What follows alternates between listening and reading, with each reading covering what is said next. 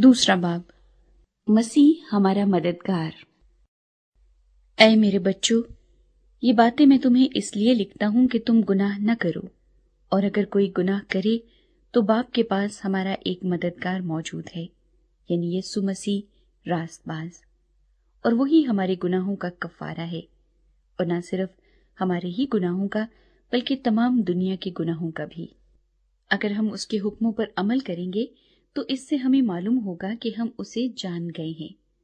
जो कोई ये कहता है कि मैं उसे जान गया हूं और उसके हुक्मों पर अमल नहीं करता, वो झूठा है और उसमें सच्चाई नहीं। हाँ, जो कोई उसके कलाम पर अमल करे उसमें यकीनन खुदा की मोहब्बत कामिल हो गई है। हमें इसी से मालूम होता है कि हम उसमें हैं। जो कोई ये कहता है कि मैं उसमें कायम हूं, तो चाहिए कि ये भी उसी तरह चले जिस तरह वो चलता था। नया हुक्म। ऐ अजीजों, मैं तुम्हें कोई नया हुक्म नहीं लिखता, बल्कि वही पुराना हुक्म जो शुरू से तुम्हें मिला है। ये पुराना हुक्म वही कलाम है जो तुमने सुना है। फिर तुम्हें एक नया हुक्म लिखता हूं, और ये बात उस पर और तुम पर सादिक आती है, क्योंकि तारीकी मिटती जाती है और हकीकी नूर चमकना शुरू हो गया है। जो कोई ये कहता है कि मैं नूर में हूं और अपने भाई से अदावत रखता है, वो अभी तक तारीकी ही में है। जो कोई अपने भाई से मोहब्बत रखता है वो नूर में रहता है और ठोकर नहीं खानेगा।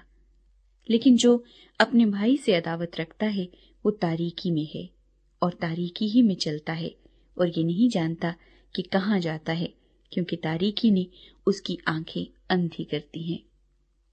ऐ बच्चों, मैं तुम्हें इसलिए लिखता हूं कि उसके नाम से तुम्हारे गुनाह माफ हुए। ऐ बुजुर्गों, मैं तुम्हें इसलिए लिखता हूं कि जो इब्तदा से है उसे तुम जान गए हो। ऐ जवानों, मैं तुम्हें इसलिए लिखता हूं कि तुम उस शरीर पर गालिब आ गए हो। ऐ लड़कों, मैंने तुम्हें इसलिए लिखा है कि तुम बाप को जान गए हो। ऐ बुजुर्गों, मैंने तुम्हें इसलिए लिखा है कि जो इब्तदा से है उसको तुम जान गए हो। ऐ जवानों, मैंने तुम्हें इसलिए लिखा है कि तुम मजबूत हो और खुदा का कलाम तुम में कायम रहता है, और तुम उस शरीर पर गालिब आ गए हो। न दुनिया से मोहब्बत रखो, न उन चीजों से जो दुनिया में है। जो कोई दुनिया से मोहब्बत रखता है उसमें बाप की मोहब्बत नहीं, क्योंकि जो कुछ दुनिया में है, यानी जिस्म की ख्वाहिश और आंखों की ख्वाहिश और जिंदगी की शेखी, वो बाप की तरफ से नहीं बल्कि दुनिया की तरफ से है। दुनिया और उसकी ख्वाहिश दोनों मिटती जाती हैं, लेकिन जो खुदा की मर्जी पर चलता है वो अबद तक कायम रहेगा। मुखालिफे मसीह। ऐ लड़कों, ये आखिर वक्त है, और जैसा तुमने सुना है कि मुखालिफे मसीह आने वाला है, उसके मुआफिक अब भी बहुत से मुखालिफे मसीह पैदा हो गए हैं। इससे हम जानते हैं कि ये आखिर वक्त है। वो निकले तो हम ही में से हैं, मगर हम में से थे नहीं, इसलिए कि अगर हम में से होते तो हमारे साथ रहते।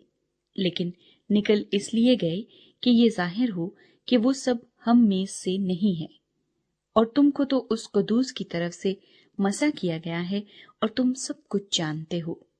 मैंने तुम्हें इसलिए नहीं लिखा कि तुम सच्चाई को नहीं जानते, बल्कि इसलिए कि तुम उसे जानते हो, और इसलिए कि कोई झूठ सच्चाई की तरफ से नहीं है। कौन झूठा है सिवा उसके जो यीशु के मसीह होने का इनकार करता है। मुखालिफे मसीह वही है जो बाप और बेटे का इनकार करता है। जो कोई बेटे का इनकार करता है उसके पास बाप भी नहीं। जो बेटे का इकरार करता है उसके पास बाप भी है। जो तुमने शुरू से सुना है वही तुम में कायम रहे।